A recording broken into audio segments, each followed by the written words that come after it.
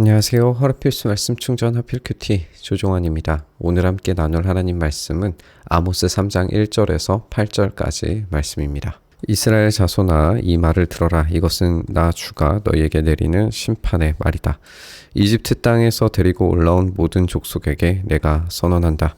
나는 이 땅의 모든 족속들 가운데서 오직 너희만을 선택하였으나 너희가 이 모든 악을 저질렀으니 내가 너희를 처벌하겠다. 하나님께서는 이스라엘을 이집트 땅에서 구원하셨습니다. 이 족속이 하나님께서 유일하게 선택하신 민족이라는 점을 우리가 다시 확인을 합니다.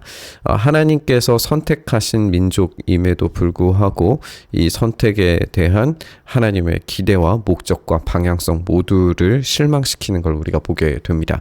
하나님께서 야곱에게 약속하신 바가 있었고 그 야곱에게 약속하신 바에 따라서 신실하신 하나님께서 이스라엘 백성들을 이집트에서 꺼내셨을 때에 이 출애굽의 목적은 무엇이었느냐 우리가 확인을 해보면 출애굽의 목적은 하나님을 예배함이었습니다.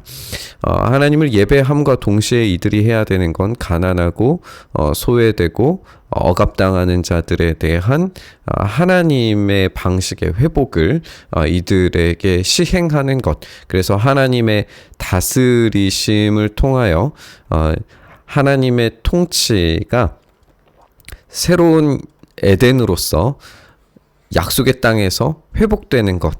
그것이 하나님의 최종적인 목적이었습니다.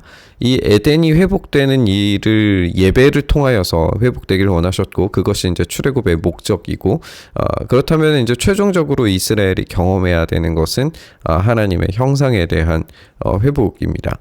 그런데 하나님에 대한 이 순종과 복종의 길을 버리고 이 하나님의 형상을 회복하기는커녕 우상 숭배자들이 되어서 하나님의 형상을 오히려 파괴하는 행위를 하고 있기 때문에 이스라엘 백성들은 처벌되어야 합니다. 두 사람이 미리 약속하지 않았는데 그들이 같이 갈 수 있겠느냐? 사자가 먹이를 잡지 않았는데 숲속에서 부르짖겠느냐? 젊은 사자가 움켜잡은 것이 없는데 굴 속에서 소리를 지르겠느냐? 덫을 놓지 않았는데 새가 땅에 놓인 덫에 치이겠느냐? 아무것도 걸린 것이 없는데 땅에서 새 덫이 튀어오르겠느냐. 인과 관계가 설명되고 있는 걸 우리가 보게 돼요. 어떠한 원인이 있고 이 원인에 따라서 결과가 생기는 거죠. 두 사람이 약속을 했기 때문에 같이 가는 것이고 숲속에서 부르짖는 이유는 사자가 먹이를 잡았기 때문이에요. 굶주린 사자는 울지 않습니다. 왜냐하면 먹이가 눈앞에 있는데 울어버리면 먹이가 도망치기 때문에 그렇죠. 부르짖는 상태는 이미 먹이를 확보한 상태이거나 아니면 자기가 위기에 빠져 있을 때입니다. 여기서 이야기하는 것처럼 먹이를 잡은 상태이기 때문에 부르짖는 것이고 잡았기 때문에 굴 속에서 소리를 지르는 상태인 겁니다. 덫을 놓았기 때문에 새가 덫에 치이는 것이고 아무것도 걸린 것이 없는데 덫이 튀어오를 수는 없다. 이렇게 어떤 일반적인 인과관계의 원인과 결과에 대해서 설명하면서 이스라엘 백성들이 심판당하는 결과는 반드시 어떤 원인이 존재한다라고 하는 것을 미리 이제 이야기하고 있는 걸 우리가 보게 되는 거죠. 성읍 안에서 비상나팔이 울리는데 사람들이 두려워하지 않겠느냐. 어느 성읍에 재앙이 덮치면 그것이 주님께서 하시는 일이 아니겠느냐. 여기서 이 이스라엘 백성들이 생각하는 건 성읍에 재앙이 닥치는 건 어떤 특별한 경우 전쟁에서의 패배 또 자기들의 힘이 없어서라고 판단하는 것은 결코 옳지 않다는 걸 확인을 시키게 되죠. 원인과 결과가 잘못되면 안 된다라고 하는 거예요. 여기에서 이 재앙의 원인은 성읍 백성들의 죄 때문이고 그것을 판결하시고 판단을 내리셔서 죄에 대해서 심판하시는 것은 하나님이시라는 겁니다.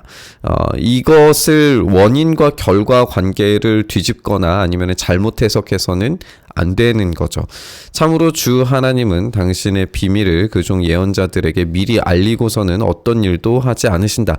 그러니까 예언자들이 미리 알려진 게 만든 것으로 인하여서 원인에 대한 하나님께서 알려주시는 것을 분명히 하셨다는 거예요. 그러니까 그 생각을 고쳐야 한다는 거죠.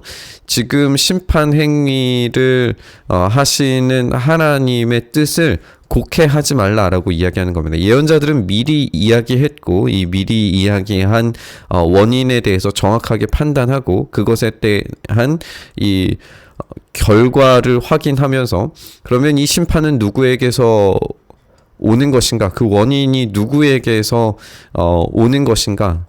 죄에 대한 판단을 누가 하시는가? 심판의 행위자가 누구이신가 했을 때 이 죄에 대한 심판자가 바로 하나님이시다라고 하는 것을 분명하게 밝히고 있는 겁니다. 사자가 으르렁거리는데 누가 겁내지 않겠느냐? 주 하나님이 말씀하시는데 누가 예언하지 않을 수 있겠느냐? 하나님은 분명하고 명확하게 이스라엘을 향하여서 그리고 세상을 향하여서 하나님의 뜻을 선포하고 계십니다. 이스라엘은 그 원인에 대해서 정확하게 파악하고 알아야 됩니다. C.S. 루이스가 이야기했던 것처럼 고통은 하나님께서 말씀하시는 확성기 같은 것입니다. 하나님은 고통을 사용하셔서 당신의 뜻을 크게 부르짖으시면서 말씀하십니다. 그렇게 사용된 도구를 통해서 사람들이 돌이키기를 하나님께로 되돌아오기를 간절히 원하십니다. 하나님은 단지 고통을 주시려고 하는 게 목적이 아닙니다. 하나님은 미리 말씀하시고 예고하심으로써 그분의 뜻을 사람들이 알아차리길 원하십니다. 그 인과관계 속에서 돌이키는 자들, 회개하는 자들, 마음을 새롭게 하는 자들에게 하나님의 인자와 긍휼을 베풀어 주실 겁니다. 이 풍요의 시대에 하나님의 말씀을 도무지 듣지 않으려고 하는 이 세상 가운데 우리의 시선과 귀가 하나님을 향할 수 있기를 간절히 소망합니다. 하나님의 선고, 하나님의 마지막 심판의 날이 반드시 올 겁니다. 그 날이 오기 전까지 우리 주님의 말씀을 듣고 순종하고 반응해야 합니다. 주님이 다시 오시는 날 심판의 두려운 메시지는 우리를 향해서 영원한 구원과 또 영원한 부활의 영광의 메시지를 우리에게 끊임없이 말씀하셨다는 사실이 깨달아지게 될 겁니다. 우리에게 말씀하시는 그 음성을 듣고 이 참된 복음의 메시지를 듣고 우리가 돌이켜 주님께로 나아가 우리의 헛된 삶을 버리고 주님께서 원하시는 참된 하나님의 형상을 회복하는 삶으로 나아가기를 간절히 바라고 소망하면서 우리 묵상의 자리로 나아가시죠. 주님께서 하시는 말씀에 우리가 온전히 귀를 기울일 수 있게 하여 주시옵소서. 이 일이 왜 일어났는지에 대한 원인을 파악할 때에 하나님께서 이 땅의 영원한 통치자이심을 우리가 확인하며 주님께로 되돌아가서 정의와 사랑과 정의를 구현하며 주님의 뜻대로 순종함으로 나아가는 것만이 우리가 살아갈 당연한 목적의 방향성이라는 것을 다시 한번 생각합니다.